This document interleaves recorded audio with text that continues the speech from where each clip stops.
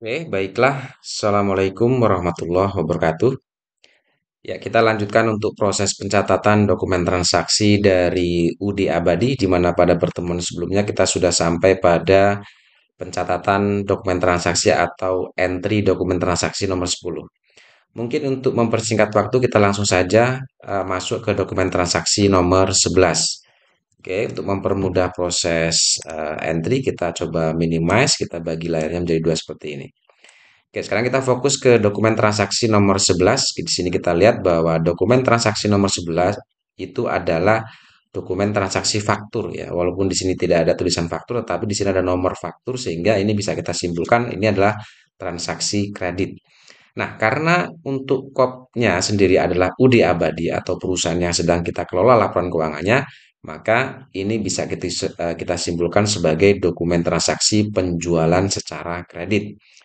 Nah, untuk penjualan secara kredit seperti analisis dokumen transaksi sebelumnya, yang pertama jika ada dokumen transaksi penjualan kredit, maka yang pertama kita akan catat dokumen ini di jurnal penjualan atau sales journal. Kita masukkan dulu untuk tanggalnya, ya tanggal dan keterangannya di sini, tanggal 17, kemudian nomornya adalah F12-4 kepada toko Elita kita menjualnya. Oke, kemudian kita masukkan pencatatan untuk nilai penjualannya. Kita mulai dari sisi kredit, kita masukkan untuk nilai salesnya, kita ambil dari total harga di sini, yaitu 180 juta. Lalu kemudian untuk PPN-nya kita ambil dari kolom PPN, yaitu 19 juta 800. Dan di sini kalau kita lihat ada beban angkut penjualan atau freight collected, nilainya besarnya adalah 2 juta. Kita masukkan ke kolom freight collected. Lalu setelah itu baru kita jumlahkan nilai sales ini ditambahkan PPN ditambah freight collected maka otomatis akan menjadi nilai piutang dagang kepada toko Elita. Nah, munculnya piutang dagang karena adanya transaksi penjualan secara kredit, maka ini pun piutang yang muncul di sini akan kita posting ke buku besar pembantu piutang atau subsidiary ledger account receivable. Oke, di sini di buku besar pembantunya kita cari atas nama toko Elita karena ini adalah transaksi penjualan kepada toko Elita ya di sini. Oke, kita masukkan dulu setelah ketemu kita masukkan tanggal, kemudian keterangan dan identitas atau refnya. Lalu setelah itu kita baru masukkan nilai piutang yang muncul tadi di sisi sebelah debit untuk di salesnya ya. Sini conversible muncul piutang sebesar 201.800.000 atas penjualan kredit kepada toko Elita. Maka di buku besar pembantu piutang pun kita akan posting di sisi sebelah debit untuk kolom posting ini. Kita masukkan 201.800.000. Baru setelah itu kita akan perhitungkan dengan nilai saldo piutang sebelumnya. Ya, sebelumnya totalita kita punya piutang 99.900.000. Lalu muncul piutang dari jurnal penjualan tadi itu adalah 201.800.000. Maka di sini kita lihat debit ketemu debit, maka kita jumlahkan, kita letakkan di sini. Sehingga per tanggal 17 kita punya piutang kepada toko Elitas besar 300 juta 301.700.000. Oke, itu pencatatan yang kedua. Lalu setelah itu yang ketiga adalah karena adanya penjualan otomatis akan berdampak pada persediaan barang, maka kita akan catat juga ini di kartu persediaan. Kita mulai dari kartu persediaan yang pertama, yaitu di sini kita lihat kita menjual 15 unit untuk kulkas Panasonic. Kita masukkan di kartu persediaan kulkas Panasonic. Kita masukkan tanggal, kemudian nomor faktur dan keterangannya untuk Elita. Oke, sekali lagi karena ini penjualan, maka kita masuk atau fokus ke kolom out. Kita masukkan jumlah penjualannya kita adalah 15 dengan harga pokok tentunya karena kita menjual 79 unit, ini harga pokok 4.500.000 sehingga kolom price ini kita ngambil dari price yang ada di kolom balance ini yaitu 4.500.000 sehingga total harga barangnya total barang yang kita jual harga pokoknya dari 15 unit adalah 67.500.000. Lalu setelah itu baru kita perhitungkan dengan saldo persediaannya. Sebelumnya ada saldo 79 unit dijual 15 sehingga persediaan kita sekarang menjadi 64 unit dengan harga pokok masih 4.500.000 sehingga total nilai persediaan kita per tanggal 17 sekarang adalah 288 juta. Oke, itu untuk yang kulkas Panasonic. Sekarang kita masukkan untuk penjualan 15 unit atas nama atas barang kulkas Toshiba. Kita masuk ke kartu persediaannya, kita masukkan tanggal, nomor dan keterangannya. Lalu sekali lagi kita masuk ke kolom out karena ini penjualan. Oke, di sini untuk kulkas Toshiba kita pun menjual 15 unit. Dengan harga pokoknya tentunya adalah 3.500.000. Kita sesuaikan dengan price yang ada di kolom balance ini. Lalu kita jumlahkan sehingga di sini ketemu harga pokok untuk 15 unit barang itu adalah 52.500.000. Lalu kita masuk ke kolom saldo, sebelumnya 33 unit dijual 15 sehingga persediaan kita sekarang menjadi 18 unit dengan harga pokoknya masih 3.500.000 sehingga total nilai persediaan kita untuk kulkas Toshiba itu sebesar 63 juta. Oke, setelah kita tahu berapa harga pokok dari masing-masing barang yang kita jual, yaitu 15 unit untuk kulkas Toshiba yaitu 52.500.000 dan untuk kulkas Panasonic untuk 15 unit harga pokoknya 67.500.000, maka harga pokok ini akan kita catat ke dalam jurnal umum. Oke, kita masukkan di jurnal umum ya, general jurnal. Kita masukkan tanggalnya, tanggal, nomor, dan seterusnya. Lalu kita catat jurnalnya ya. Seperti hal sebelumnya bahwa jurnal untuk mencatat harga pokok barang yang kita jual itu adalah cost of goods sold pada merchandise inventory. Kita masukkan keterangannya toko Elita. Artinya ini adalah penjualan kepada toko Elita. Kita masukkan untuk kode akunnya dan kita masukkan jumlahnya. Nah, untuk jumlah sisi debit dan kredit, kita hitung dari harga pokok barang yang dijual untuk 15 unit kulkas Panasonic, yaitu 67.500.000, ditambah dengan 15 unit harga pokok untuk kulkas Toshiba 52.500.000. Oke, 52.500.000 ditambah dengan 67.500.000, maka ketemulah hasil sebesar 120 juta untuk sisi debit dan sisi kreditnya. Oke, itu untuk pencatatan harga pokok barang yang kita jual. Jadi sekali lagi, jika ada penjualan barang secara kredit, yang pertama kita catat di jurnal penjualan. Ya, dari jurnal penjualan maka muncul piutang dagang. Setelah kita tahu berapa piutang dagang yang muncul, maka jumlah piutang ini akan kita posting ke buku besar pembantu piutang atas nama Toko Elita. Lalu setelah itu, karena penjualan ini pun akan berdampak pada persediaan, maka kita catat juga di kartu persediaan. Dari kartu persediaan ini kita akan tahu berapa harga pokok barang yang kita jual. Setelah kita tahu berapa harga pokok barang yang kita jual, baru kita catat ke dalam jurnal umum untuk mencatat harga pokok barang yang kita jual. Oke, itu dokumen transaksi nomor 11 ya. Nomor 11. Oke, sekarang kita masuk ke dokumen transaksi nomor 12. Oke, dokumen transaksi nomor 12 di sini ada nota kredit. Ya, kita tahu bahwa nota kredit itu adalah bukti transaksi retur. Nah, retur penjualan atau retur pembelian sekali lagi kita lihat kopnya. Karena di sini UD abadi, maka ini bisa kita simpulkan bahwa ini adalah retur penjualan. Ini adalah retur dari transaksi tanggal 17 ini, ya. Jadi tanggal 18 ini adalah retur penjualan dari transaksi tanggal 17 ini. Oke, jika ada retur penjualan, maka pencatatannya yang pertama adalah bahwa untuk retur sendiri itu otomatis akan kita catat di jurnal umum untuk nilai returnya. Ya. Nah, jurnal untuk mencatat adanya retur penjualan yang pertama adalah kita masukkan dulu tanggal dan nomor fakturnya, nomor transaksinya juga NK step 1. Jurnal untuk mencatat adanya retur penjualan, kita lihat pada saat transaksi penjualannya. Bahwa pada saat transaksi penjualan di sisi debit itu ada akun receivable. Di sisi kredit itu ada sales, PPN outcome, dan freight collected.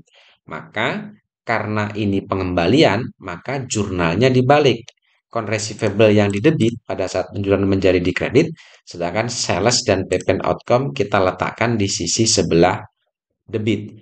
Untuk beban angkut penjualan ini tidak diperhitungkan tentunya di sini. Oke, jadi jurnalnya itu adalah yang pertama adalah account receivable pada sales retur di sisi debit dan PPN outcome di sisi debit kreditnya adalah account receivable. Jadi sales retur karena ini adalah retur penjualan, ini kita ambil nilainya, kita masukkan dulu untuk kode akunnya. Nah, untuk sales retur ini kita ambil dari total harga ini, total returnya yaitu 24 juta.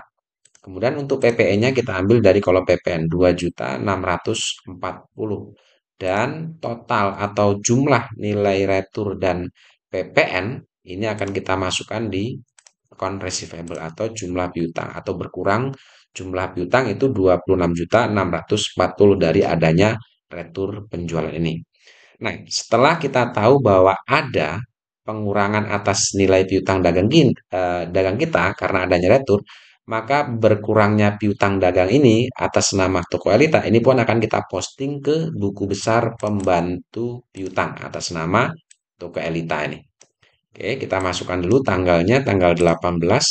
Kita posting dari General Journal atau GJ di sini. Di General Journal tadi bahwa piutang atau account receivable muncul di sisi sebelah kredit yaitu 26.640.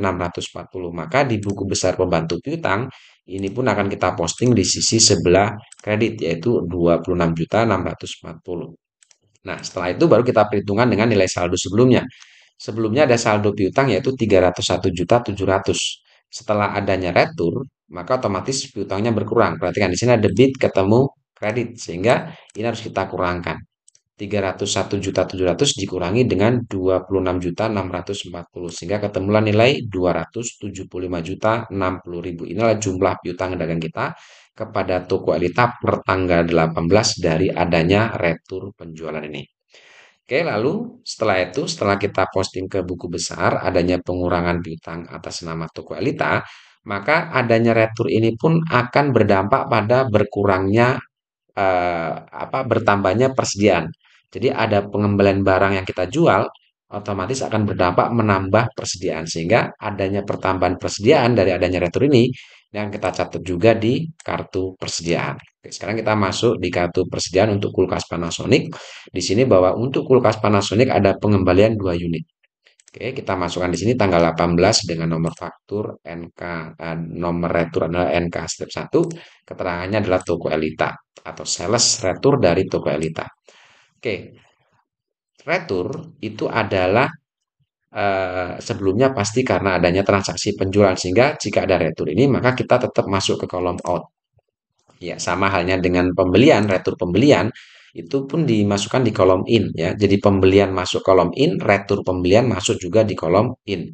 Begitupun dengan penjualan. Penjualan pada saat penjualan terjadi itu dicatat di kolom out di kartu persediaan, maka begitu ada retur pun harus dicatat di kolom out dengan cara memberikan tanda yang berbeda. Contohnya misalnya ada retur 2 unit, maka penulisannya adalah min 2. Artinya ada pengurangan 2 unit dari penjualan 15 ini. Oke, harga pokok barang yang dikembalikan adalah 4.500.000. Kita sesuaikan dengan barang yang waktu kita jual ya. Harga pokoknya lalu total returnnya adalah 9 juta. Total harga pokok barang yang diretur itu adalah 9 juta. Lalu walaupun di sini ada tanda min 2, artinya ada pengambilan barang yang dijual, maka di persediaan bukan berarti min 2 itu mengurangi nilai persediaan. Bahwa sekali lagi adanya retur penjualan atau adanya pengembalian barang yang kita jual itu pasti berdampak bertambahnya persediaan barang dagang kita. Sehingga sebelumnya ada saldo 64 unit, terus kemudian ada pengembalian barang yang kita jual itu 2 unit, maka otomatis persediaan kita bertambah menjadi 66 unit dengan harga pokok masih 4.500.000. Total persediaan kita sekarang setelah adanya retur tanggal 17 atau retur tanggal 18 ini itu bertambah menjadi 297 juta nilai persediaan kita. Oke, itu untuk yang kulkas Panasonic. Sekarang kita masuk ke kartu persediaan Toshiba. Ya, kita masukkan informasinya awal sama seperti tadi. Oke, kita masuk ke kolom out ya, karena ini adalah retur penjualan. Kita masukkan sama halnya dengan kulkas Panasonic, ini pun kita ada pengembalian 2 unit. Kita masukkan min 2, harga pokok barang yang dikembalikan adalah 3.500.000 sehingga total retur atau harga pokok barang yang retur adalah 7 juta. Lalu kita masuk ke persediaan sebelumnya ada 18 unit karena ada pengambilan 2 unit maka persediaan kita bertambah menjadi 20 unit dengan harga pokok masih tetap 3.500.000 sehingga total nilai persediaan kita per tanggal 18 setelah adanya retur ini adalah 70 juta rupiah. 70 juta. Oke, seperti itu ya. Itu jika ada retur. Lalu yang terakhir, setelah kita tahu harga pokok barang yang retur dari 2 unit ini, baik itu kulkas Toshiba maupun kulkas Panasonic, maka harga pokok barang yang diretur ini pun akan kita catat ke dalam jurnal umum, ya, ke dalam jurnal umum atau general journal. Nah, untuk mencatat harga pokok barang yang diretur, sekali lagi kita perhatikan pada saat penjualannya. Pada saat terjadi penjualan, harga pokok barang yang dijual itu jurnalnya adalah cost of goods sold pada merchandise inventory. pada saat ada retur penjualan, maka jurnal ini kita balik. Ya, kita balik sehingga jurnalnya bunyinya adalah merchandise inventory pada cost of goods sold. Ya, di mana pada sebelumnya pada saat penjualan cost of goods sold ada di sisi debit, maka pada saat retur cost of goods sold ada di sisi sebelah kredit. Debitnya adalah merchandise inventory atau persediaan barang dagang. Kenapa merchandise inventory ada di sisi debit? Karena pada saat adanya retur penjualan, persediaan kita bertambah. Seperti itu. Oke, kita masukkan kode akunnya. Setelah itu baru kita masukkan jumlah harga pokok barang yang diretur. Kita jumlahkan tadi bahwa untuk 2 unit yang kulkas Panasonic itu 9 juta, untuk yang 2 unit kulkas Toshiba 7 juta. Sehingga jika kita jumlahkan total harga pokok barang yang diretur adalah 16 juta. Kita masukkan di sisi debit dan sisi sebelah kredit. Sehingga di sini kalau kita lihat sudah kelihatan jumlahnya di sini ya, jumlah untuk jurnal umumnya. Kita jangan lupa di sini kita masukkan toko Elita atau sebagai keterangan adalah retur penjualan dari toko Elita. Oke, setelah itu selesai. Dokumen transaksi nomor 12. Sekarang kita masuk dokumen transaksi nomor 13. Oke. Dokumen transaksi nomor 13 ini ada bukti penerimaan kas. Keterangannya adalah angsuran piutang dagang. Oke, karena ada bukti penerimaan kas, otomatis jurnal ini akan kita catat atau dokumen transaksinya akan kita catat di jurnal penerimaan kas atau case receipt journal. Oke, yang pertama kita masukkan dulu tanggalnya, tanggal 15 dengan nomor bukti adalah BKK 12-1. Kita terima pelunasan piutang atau angsuran piutang dari toko pojok. Kita masukkan di sini deskripsinya adalah toko pojok. Oke, karena kita menerima uang dari adanya pelunasan piutang, maka otomatis jumlah yang kita terima 190 juta ini langsung saja kita masukkan di sisi debit di kolom cash in bank. Oke, kita menerima 190 juta itu karena dari angsuran piutang dagang, maka otomatis di kolom kredit kita isi di kolom account receivable karena kita menerima dari pelunasan piutang sehingga kita akan catat di account receivable 190 juta. Oke, adanya penerimaan piutang atau pelunasan piutang dari toko pojok ini otomatis akan mengurangi nilai piutang dagang kita kepada toko pojok. Nah, berkurangnya nilai piutang itu atas adanya pelunasan ini maka akan kita catat di buku besar pembantu piutang atau berkurangnya piutang ini akan kita posting di buku besar pembantu piutang atau subsidiary ledger account receivable. Ya, di sini kita lihat bahwa kita menerima pelunasan piutang dari toko pojok, maka kita masuk ke buku besar toko pojok ini. Oke, kita masukkan tanggal dan keterangannya. Tanggalnya adalah 15, keterangannya adalah cash receipt journal. Artinya kita akan memasukkan tadi yang di jurnal penerimaan kas adanya penerimaan piutang, kita masukkan ke buku besar pembantu piutang. Tadi di jurnal penerimaan kas bahwa piutang itu muncul di sisi sebelah kredit. Adanya penerimaan piutang ini ya di jurnal penerimaan kas kita catat di sisi sebelah kredit yaitu 190 juta. Sehingga di buku besar pembantu piutang pun kita akan masukkan atau kita posting di sisi sebelah kredit di sini. Ya seperti ini. Lalu setelah itu setelah kita posting baru kita perhitungkan dengan nilai saldo sebelumnya. Sebelumnya saldo kita piutang kepada toko pojok adalah 270.675.000. Lalu ada pelunasan tanggal 15 190 juta. Ya, debit ketemu kredit. Maka sehingga ini kita kurangkan. 270.675 dikurangi dengan 190 juta. Sehingga piutang kita kepada toko pojok sekarang menjadi 80.675.000 per tanggal 15 ini. Oke, itu jika ada penerimaan kas dari adanya pelunasan piutang. Jadi yang pertama kita catat di jurnal penerimaan kas untuk mencatat adanya penerimaan kas ini ya. Kemudian setelah kita catat penerimaannya otomatis karena penerimaan itu dari pelunasan piutang, maka pelunasan piutang ini akan berpengaruh berkurangnya piutang dagang kepada toko pojok. Makanya berkurangnya piutang ini akan kita catat di buku besar pembantu piutang. Caranya tadi seperti itu. Oke, itu dokumen nomor 13. Sekarang kita masuk ke dokumen nomor 14 di sini. Oke, dokumen nomor 14 ini masih sama, bukti penerimaan kas, keterangan juga angsuran piutang dagang. Caranya sama seperti dokumen nomor 13 cara masukannya ya. Yang pertama, adanya bukti penerimaan kas dari pelunasan piutang ini kita catat di jurnal penerimaan kas atau cash receipt journal. Oke, kita masukkan tanggal, nomor bukti, dan keterangannya. Ya, tanggal 17 ya sesuaikan nomor buktinya adalah BKN 12-2. Kita terima dari toko Seven di sini. Ya. Kemudian kita catat penerimanya. Kita di sini menerima kas 350 juta. Kita langsung masukkan saja di kolom cash ini. Nah, kemudian kas kita menerima 350 juta ini adalah dari angsuran piutang, maka di sisi kredit kita masukkan di sisi kolom receivable di kredit kolom receivable di sini. Nilainya 350 juta, sama dengan jumlah yang kita terima. Oke, lalu kemudian adanya pelunasan piutang dari toko Seven otomatis akan berpengaruh pada berkurangnya piutang dagang kita kepada toko Seven. Ya, makanya kita catat juga pengurangan piutang itu di buku besar pembantu piutang. Oke, kita cari untuk buku besar pembantu piutang atas nama toko Seven. Berarti yang ini. Oke, kita masukkan tanggal, kemudian keterangannya. Keterangannya adalah cash receipt journal, artinya kita akan coba mencatat adanya pengurangan piutang atas nama toko Seven dari jurnal penerimaan kas. Oke, di jurnal penerimaan kas tadi piutang itu ada di sisi sebelah kredit yaitu 350 juta. Sehingga ini kita posting ke buku besar pembantu piutang atas nama toko Seven pun di sisi sebelah kredit kita masukkan di sini.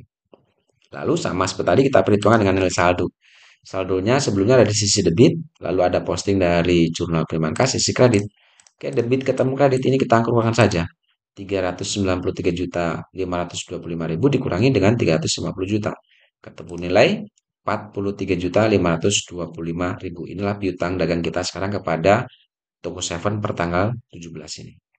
Oke, itu tanggal 17 atau dokumen transaksi nomor 14. Sekarang kita masuk ke dokumen transaksi nomor 15. Ya, sekali lagi ini masih sama ya, masih penerimaan kas. Tapi di sini kita terima dari toko raya, lunasan piutang dagang dari toko raya. Oke, kita catat lagi di sini di jurnal penerimaan kas. Ya, caranya sama seperti tadi, kita masukkan tanggal, nomor bukti, dan keterangannya. Lalu kita masukkan di kolom cash in bank jumlah yang kita terima di sini 190 juta ya sama dengan toko Poyo tadi. Lalu karena kita terima uang dari pemesanan piutang maka di sisi kredit kita masukkan ke kolom receivable 190 juta. Lalu berkurangnya piutang 190 juta dari adanya pelunasan piutang ini pun akan kita posting ke buku besar pembantu piutang. Kita cari kepada toko raya di sini. Oke, kita masukkan tanggal, keterangan, dan ref-nya di sini.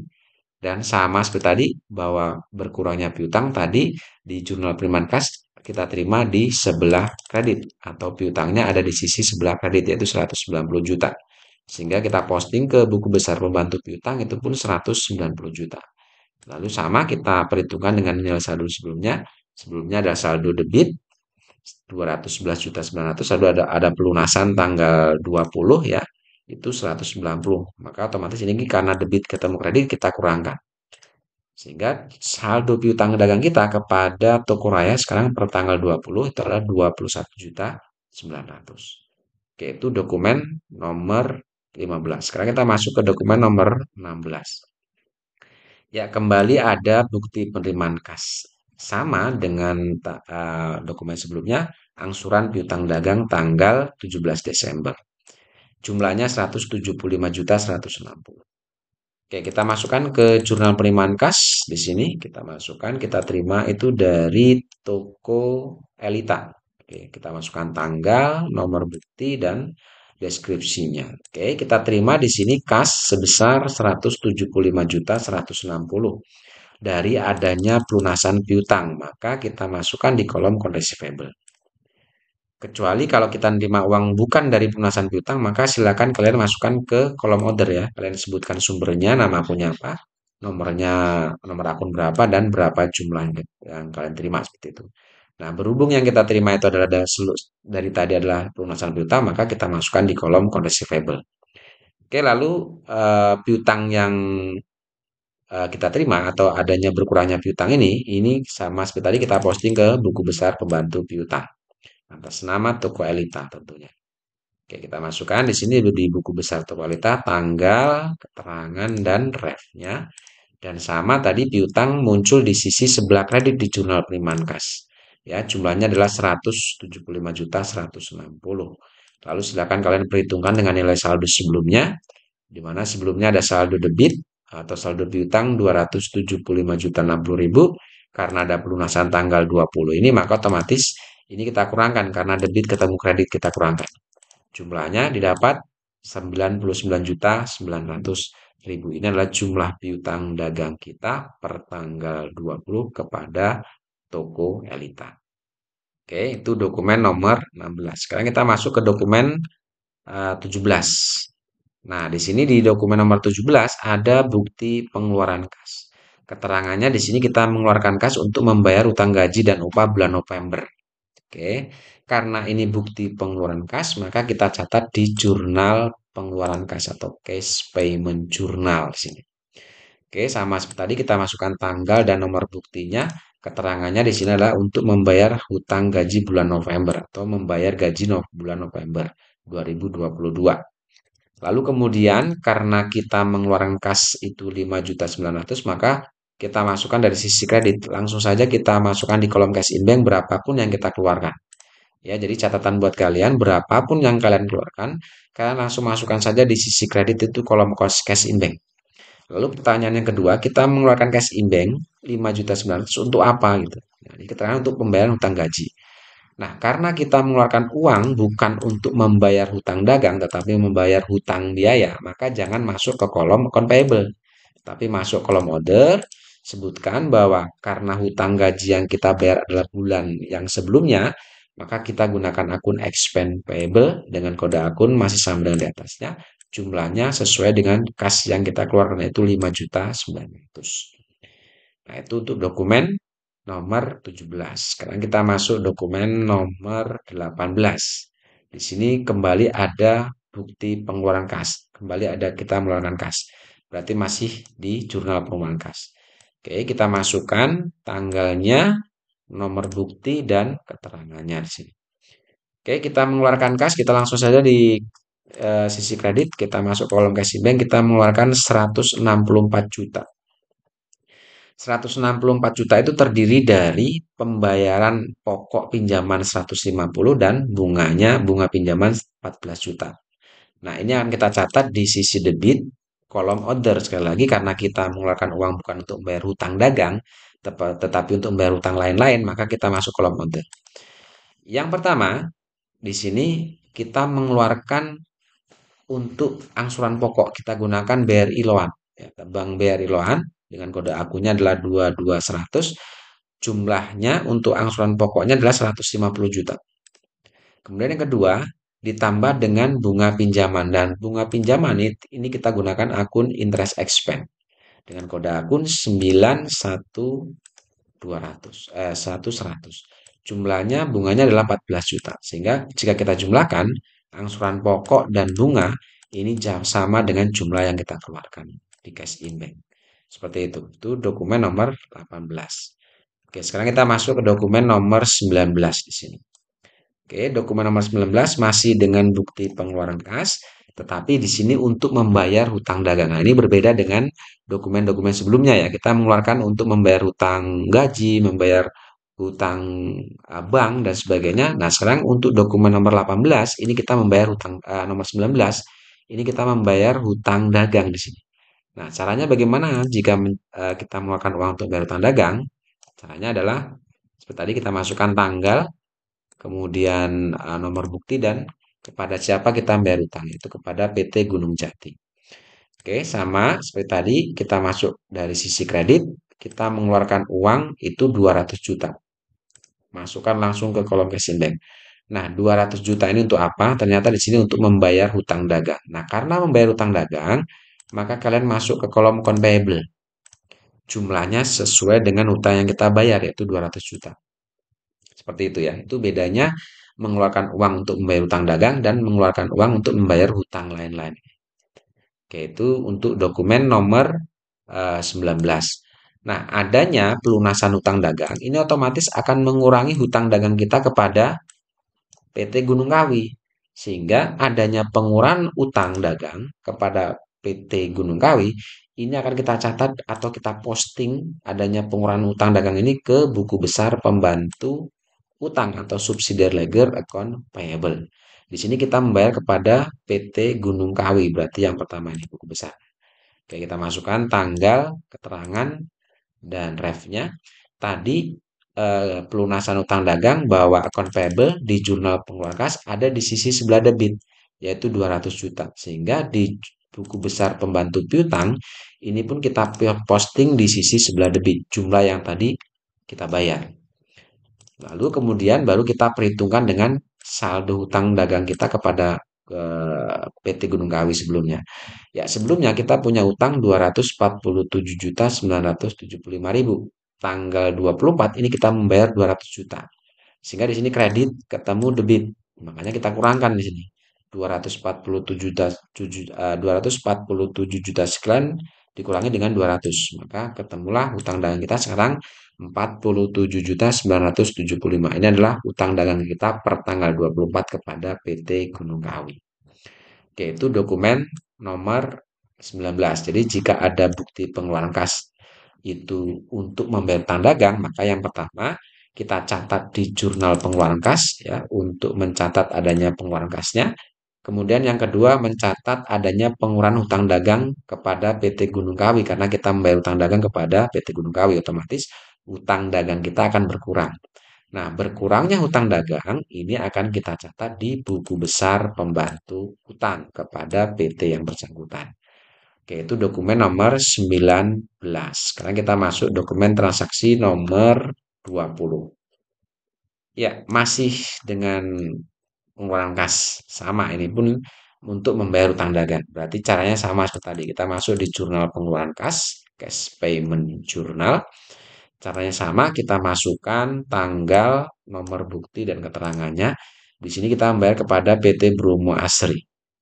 Ya, di sini kita mengeluarkan uang 234 juta. Maka berapapun yang kita keluarkan, kalian silakan masukkan langsung ke kolom cash in bank ini di sisi sebelah kredit. Ya.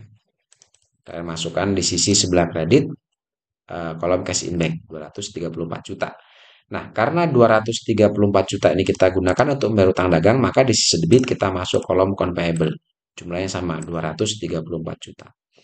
Nah, adanya pelunasan utang dagang kepada Bromo Asri otomatis akan mengurangi utang dagang kita. Sehingga adanya pengurangan utang dagang itu seperti tadi kita akan posting ke buku besar pembantu utang atas nama PT Bromo Asri ini. Oke, kita masukkan ya tanggal, bulan dan tanggal keterangan serta refnya.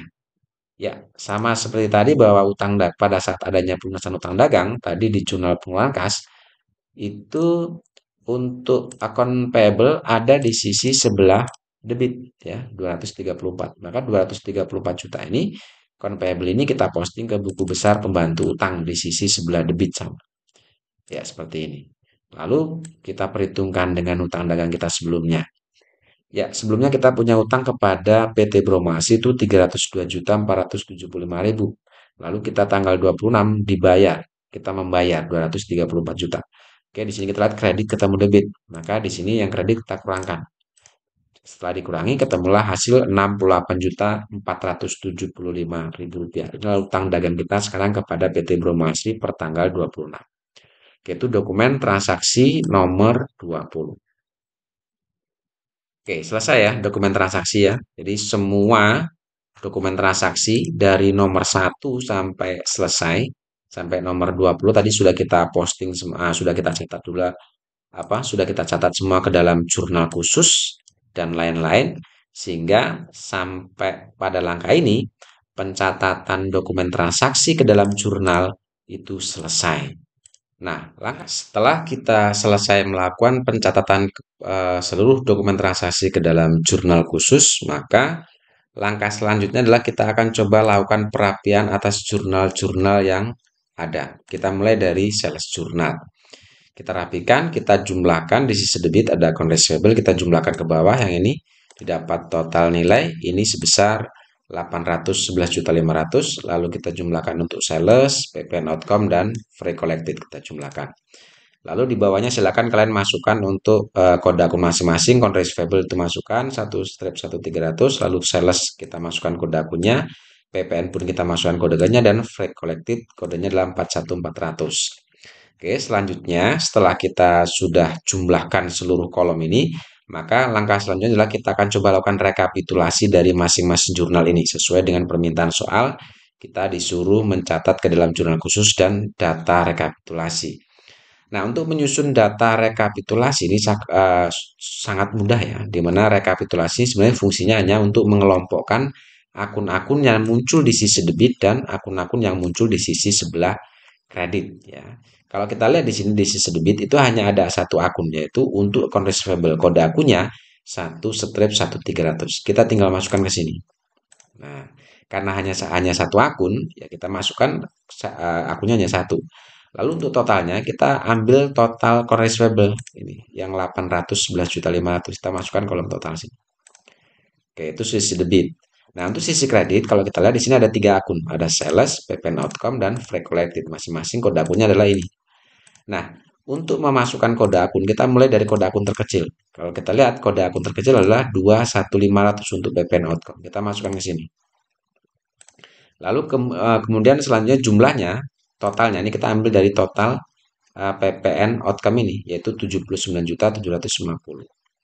Lalu kemudian untuk kode akun terkecil kedua itu adalah 41100, itu untuk akun sales. Kita masukkan. Ya, totalnya kita ambil dari kolom dari nilai ini, total ini 725 juta. Dan yang terakhir di sisi kredit ada akun free collected, akunnya adalah 41400. Kita masukkan ke sini. Ya, totalnya kita masukkan dari nilai ini 6.750. Ya, setelah itu baru kita jumlahkan ke bawah. Untuk yang sisi debit ini kita turunkan, yang sisi kredit ini kita jumlahkan. Sehingga kalau kita lihat hasilnya antara debit dan kredit itu sama hasilnya. Artinya untuk jurnal penjualan ini sudah balance. Itu yang pertama. Yang kedua, untuk cash receipt jurnal. Kita rapikan. Cash in bank ini kita jumlahkan. Lalu account receivable ini kita jumlahkan. Setelah itu, baru kita buat rekap. Di sini kalau kita lihat di sisi debit, itu yang ada saldonya hanya satu akun yaitu cash in bank. Berarti hanya ini kita masukkan di sisi debit. Kita masukkan kode akunnya di sini. Nah, totalnya kita ambil dari yang ini 905 juta. Dan di sisi kredit itu pun hanya ada satu akun yaitu account receivable. Kode akunnya 1/1300. Kita masukkan di sisi sebelah kredit. Totalnya kita ambil yang ini 905.160.000. Lalu ini kita jumlahkan ke bawah, ini kita turunkan ke sini. Lalu ini pun kita turunkan ke sini. Maka kalau kita lihat debit dan kredit itu juga balance. Oke, itu untuk cash receipt journal. Sekarang kita untuk purchase journal. Untuk purchase journal, oke, di sisi debit ini kita ke kolom kita jumlahkan semua. Ya, di sisi debit ada tiga akun, di sisi kredit hanya ada satu akun, itu account payable.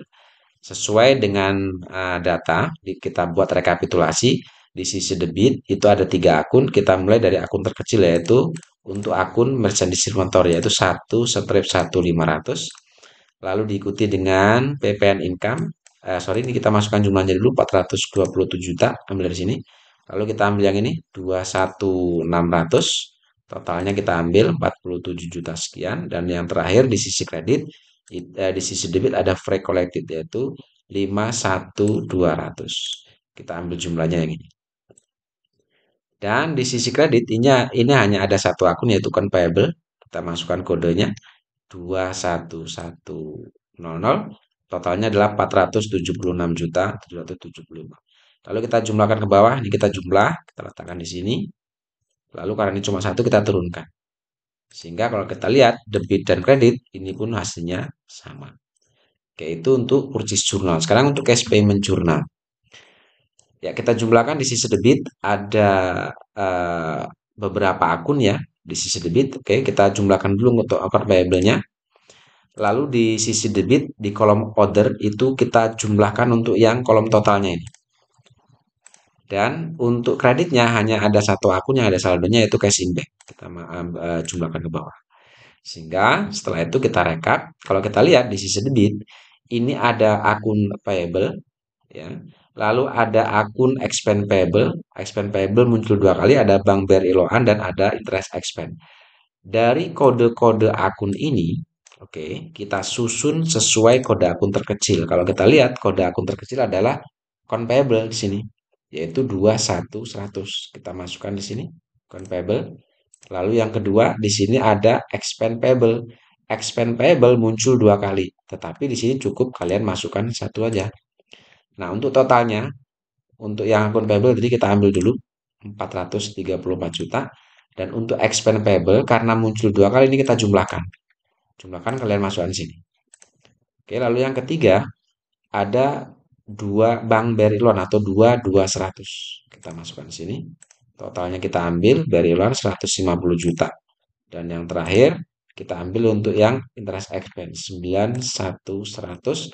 Jumlahnya di sini adalah 14 juta. Oke, itu yang debit. Yang kredit hanya ada satu akun yaitu cash in bank, ya kita masukkan di sini sisi kredit cash in bank. Totalnya kita ambil yang ini 606 juta sekian. Oke, kita jumlahkan, kita letakkan di sini. Karena ini cuma satu, kita turunkan. Kalau kita lihat hasilnya debit dan kredit itu sama atau balance. Oke, itu cash receipt jurnal. Sekarang kita masuk ke petty cash. Oke, di petty cash kita lihat di sini kita jumlahkan dulu kolom total di sisi debit karena hanya ada dua akun, kita jumlahkan yang kolom totalnya. Lalu di sisi kredit karena hanya ada satu akun, petty cash kita jumlahkan ke bawah. Oke, di sisi debit di sini memang muncul satu akun ya, store surplus muncul dua kali. Kita cukup masukkan satu saja ini karena kodenya sama yaitu 1600. Cuma untuk totalnya ini kalian jumlahkan total yang ini. Oke. Kemudian di sisi kredit karena hanya ada satu akun petty cash, kita masukkan kode akun petty cashnya 1 step 1200, totalnya 1.300.000. Lalu kalian jumlahkan ke bawah, ini pun kalian tarik ke bawah. Sehingga kita lihat hasilnya sama. Oke, itu untuk petty cash. Sekarang untuk yang general journal atau jurnal umum. Ya, untuk jurnal umum sendiri, kita lihat di sisi debit, ini kalian silakan direkap ya, susun sesuai kode akun terkecil. Ini saya tandai seperti ini. Yang muncul di sisi sebelah debit, ya seperti ini. Setelah kalian sudah ketahuan mana akun-akun yang muncul di sisi sebelah debit, lalu kalian susun ke dalam data rekapitulasi untuk akun-akun ini. Sesuaikan mulai dari akun terkecil. Ya, untuk mempersingkat waktu setelah saya amati ini, maka setelah saya susun dalam data rekapitulasi, ini hasilnya kira-kira seperti ini. Ada 5 akun, 1, 2, 3, 4, 5. Ada 5 jenis akun. 1, 2, ya karena ini muncul berkali-kali maka cukup kalian untuk cost of goods sold cuma tulis satu kali tetapi untuk totalnya nanti kalian jumlahkan ini seperti itu ya. Oke, setelah itu totalnya pun saya ambil kira-kira hasilnya seperti ini. Oke, itu sisi debit. Sisi kredit dari data-data akun yang ada ini setelah saya susun untuk mempersingkat waktu kira-kira hasilnya seperti ini nanti ya, seperti ini ada 6 akun kalau nggak salah. Ada 4 akun ya, ada 4 akun. Lalu jumlahnya ini pun saya setelah total hasilnya kira-kira seperti ini. Di sisi debit dan kredit, di sisi debit muncul ada 5 jenis akun, di sisi kredit ada 4 jenis akun. Yang mestinya ada akun yang keluarnya ganda. Jika ada akun yang keluar ganda seperti kayak cost of goods seperti ini, kalian cukup masukkan satu kali saja di sini. Tetapi untuk totalnya, jumlahnya, kalian tinggal jumlahkan untuk yang nilai dari cost of goods sold ini. Jumlahkan semua, baru kalian masukkan di sini. Kira-kira seperti itu. Lalu kita jumlah, di sini hasilnya didapat 540, ini pun sama kita jumlah 540.405.000. Hasilnya sama. Oke, itu untuk jurnal umum. Dan ini untuk kartu persediaan selesai, buku besar pembantu piutang selesai, buku besar pembantu utang selesai, dan yang terakhir sebelum kita masuk pos 3 buku besar, kita akan coba buat daftar saldo piutang, daftar saldo utang, dan daftar persediaan.